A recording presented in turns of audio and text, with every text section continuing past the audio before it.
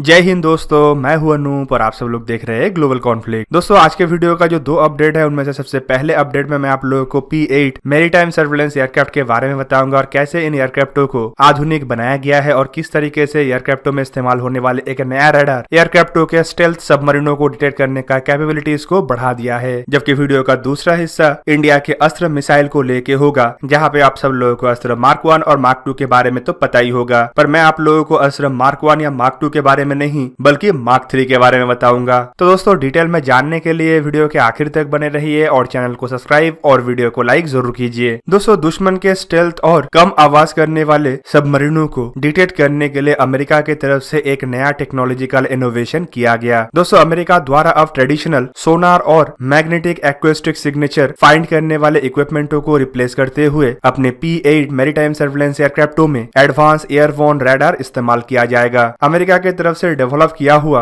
AN/APS-154 AAS radar को अब America अपने ट्रेडिशनल सबमरीन डिटेक्शन रडार के हिसाब से इस्तेमाल करेगा। दोस्तों इस तरीके का इक्विपमेंटों का सबसे पहला इस्तेमाल बोइंग के तरफ से बनाया हुआ Poseidon anti submarine warfare surveillance एयरक्राफ्टों के ऊपर ही किया जाएगा। और दोस्तों ऐसे इक्विपमेंटों को बोइंग के एयरक्राफ्टों में इस्तेमाल करने का डिसीजन भारत के लिए भी आने वाले समय में महत्वपूर्ण हो सकता है, क्योंकि इंडिया द्वारा भी ऐसे एयरक्राफ्टों का इस्तेमाल किया जा रहा है, जबकि कुछ एयरक्राफ्टों को ऑर्डर भी किया गया है और आने वाले समय में और भी कुछ एयरक्राफ्ट इंडिया द्वारा खरीदा जाएगा। दोस्तों इंडियन नेवी के बेड़े में टोटल अभी 8 P8 maritime surveillance aircraft service में है, जबकि 4 एयरक्राफ्टों को और ऑर्डर किया गया है, जिनमें से पहला एयरक्राफ्ट का डिलीवरी इसी महीने होना है। जबकि इंडिया द्वारा और 6 या उससे अधिक ऐसे ही एयरक्राफ्टों का ऑर्डर प्लेस किया जाएगा, जिसे लेके इंडिया और अमेरिका के बीच में चर्चा भी हो रहा है। दोस्तों ऐसे advance airborne sensor radar submarine समुद्र के नीचे तैरने समय जो वेग छोड़ता है उसे डिटेक्ट कर पाएगा, जबकि ये वेग इतना कमजोर होता है कि ट्रेडिशनल रडार या फिर सोनार द्वारा इसे डिटेक्ट करना लगभग नामुमकिन है। एक्सपर्टों के मुताबिक समुद्र के नीचे जब कोई सबमरीन अपना पोजीशन को बदलता है तो पानी को पीछे धकेलने के वजह से एक हल्का सिग्नेचर पैदा करता है। ऐसे ही सिग्नेचर को वेग कहा जाता है, जो समुद्र के ऊपर से देखा जाना लगभग नामुमकिन है, पर ऐसा एडवांस एयरबोर्न सेंसर रडार के द्वारा इसे देखा जा सकता है। और दोस्तों इसे डिटेक्ट करने के साथ साथ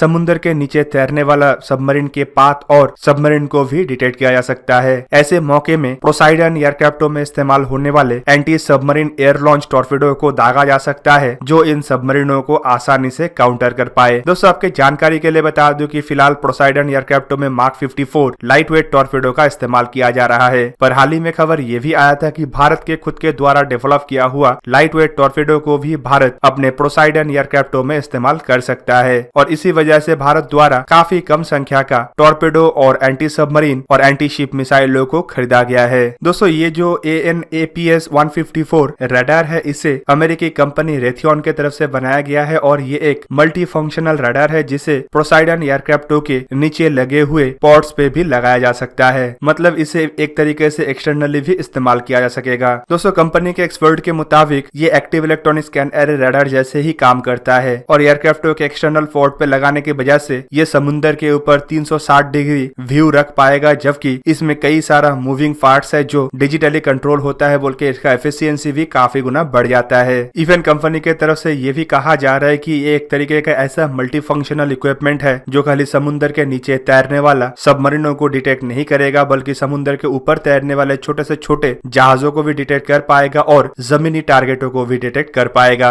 और इसका एफिशिएंसी को इतना मजबूत बनाया गया है कि ये आसानी से दिन रात और खराब वेदर और कम विजिबिलिटी में भी काम कर सके। दोस्तों ये तो था इंडियन नेवी के P8I को कैसे और मजबूत बनाया जा सकता है। अब चलिए जानते हैं इंडियन एयरफोर्स को क्या नया हथियार मिलने वाला है। दोस्तों आप सब लोगों को पता ही होगा कि अस्त्र मार्क 1 को सुखोई 30 MKI के बाद अब तेजस में भी लगाने के लिए तैयार कर लिया गया है। और हाल ही में खबर ये भी आया है कि जल्द ही अस्त्र मार्क 2 मिसाइलों का भी परीक्षण किया जाएगा। पर क्या आप लोगों को पता है कि अस्त्र मार्क 3 को लेके भारत द्वारा क्या काम किया जा रहा है? दोस्तों मार्क 3 के बारे में जानने से पहले चलिए मार्क 1 IR और मार्क 2 अस्त्र के बारे में थोड़ा जानते हैं। दोस्तों नया जनरेशन के एयरक्राफ्टों का लड़ाई खाली एयरक्राफ्ट द्वारा जीता नहीं जा सकता, बल्कि इसमें इस्तेमाल होने वाले रडार और हथियार ही लड़ाई का रूप बदल सकता है। और दोस्तों इसे ही देखते हुए इंडिया के तरफ से भी अपने beyond visual range air to air capabilities को बढ़ाने का भरपूर प्रयास बीते एक दशकों में किया गया। इंडिया द्वारा अपने एजिंग रशियन मिसाइलों को रिप्लेस करने के लिए, जहाँ पे एक तरफ रशिया का ही आधुनिक आधुनिक मिसाइलों को परचेस किया जा रहा है, तो वहीं पे दूसरे तरफ इजरायली और फ्रेंच मिसाइलों को भी परचेस किया जा रहा है। और ऐसे ही एक घटना में आप लोग सुने होंगे कि इंडिया द्वारा अपने पुराने R-73 और R-77 मिसाइलों को रिप्लेस करने के लिए इजराइल के IDIRB मिसाइल खरीदने का भी बात कहा गया था।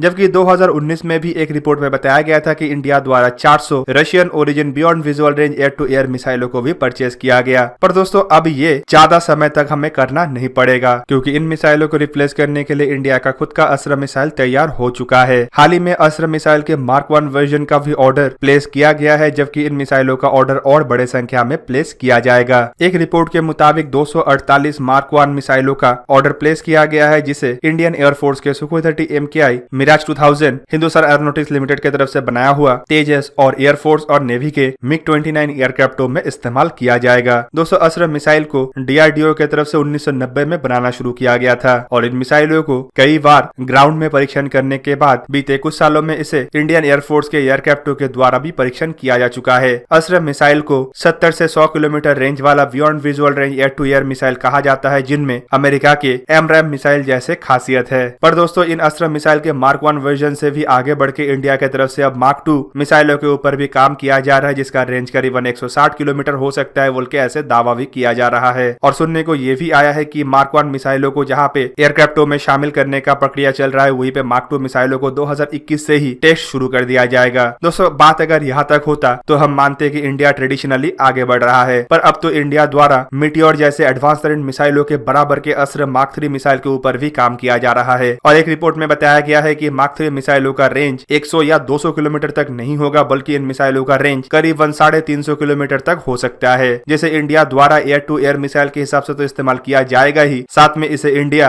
एवैक्स किलर और एरियल रिफ्यूलर किलर के तहत भी इस्तेमाल कर सकेगा। अस्त्र मिसाइलों के मार्क 2 वर्जन को 5th जनरेशन फाइटर एयरक्राफ्ट के हिसाब से भी डिजाइन किया जा रहा है, जबकि मार्क 3 मिसाइलों को भी ऐसे ही डिजाइन किया जाएगा ताकि इसे आसानी से 5th जनरेशन फाइटर एयरक्राफ्ट के वेपन बे में इस्तेमाल किया जा पाए। दोस्तों वेपन बे में इस्तेमाल करने के लिए मिसाइलों के आकार को छोटा करना जरूरी होता है, क्योंकि नहीं तो ये हथियार को वेपन बे में रखा नहीं जा सकता। दोस्तों मार्क 3 मिसाइलों को डेवलप करने के लिए DRDO के तरफ से अपना एक नया रैमजेट इंजन के ऊपर भी काम किया जा रहा है। माना जा रहा है कि ये जो रैमजेट इंजन होगा ये solid fuelled ducted ramjet engine होगा, जो कम फ्यूल में मिसाइलों को अधिकतम रेंज तक फ्लाई करने का सुविधाएं भी प्रोवाइड करेगा और साथ में हाई स्पीड में मतलब हाइपरसोनिक स्पीड में अपने टारगेट की तरफ बढ़ने में भी मदद करेगा। दोस्तों ये जो डक्टेड नया रैमजेट इंजन होगा ये हाई थ्रस्ट वेक्टरिंग इंजन होगा, जिससे इंजन का इस्तेमाल करके ही मिसाइल का मैन्युवरेबिलिटी को बढ़ाया जा सकेगा। दोस्तों ऐसे ही टेक्नोलॉजी का इस्तेमाल मीटियोर मिसाइल में भी किया जाता है। मीटियोर मिसाइल को इतना घातक और इतना सक्सेस मिसाइल इसीलिए कहा जाता है क्योंकि इसमें जो इंजन का इस्तेमाल किया गया है या जो रॉकेट बूस्टर का इस्तेमाल किया गया है वो हाईली थ्रस्ट वेक्टरिंग है और हाइपरसोनिक रफ्तार में फैंस के बदले इंजन का थ्रस्ट वेक्टरिंग इस्तेमाल करना भी आधुनिक जनरेशन का टेक्नोलॉजी है, जिसके ऊपर खाली इंडिया नहीं बल्कि अब अन्य उन्नत देशों की तरफ से भी रिसर्च किया जा रहा है। तो दोस्तों ये था आज का वीडियो। अगर आपको वीडियो अच्छा लगा तो इसे लाइक कीजिए और मेरे चैनल को सब्सक्राइब कीजिए और साथ में बना हुआ बेल आइकन को भी प्रेस कर दीजिए ताकि आप मेरा वीडियो देख पाए सबसे पहले। जय हिंद।